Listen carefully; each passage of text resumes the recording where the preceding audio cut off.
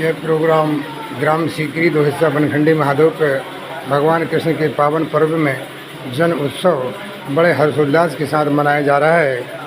सभी ग्रामवासियों की उपस्थिति में ये मनाया जा रहा है।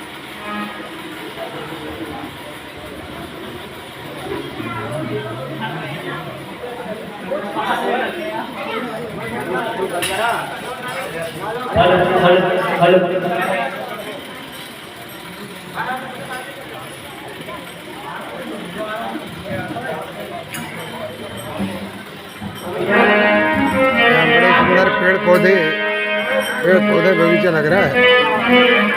यहाँ तुलसी का बगीचा लग रहा है। ये तुलसी का कम से कम 100 पेड़ लग रहे हैं। तुलसी के वृंदावन की तरह ये तुलसी का बगीचा बनाया गया है छतरगिरी जी महाराज के द्वारा। ये तुलसी का बड़ा सुंदर बगीचा है।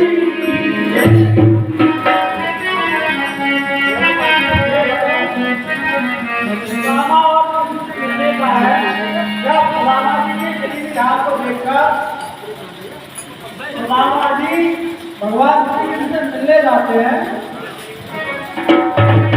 गरीबी पे बुरा हाल धर्म पत्नी के बार बार कहने पर राजा भी ना चाहते हुए भी अपने बचपन के से मिलने गए।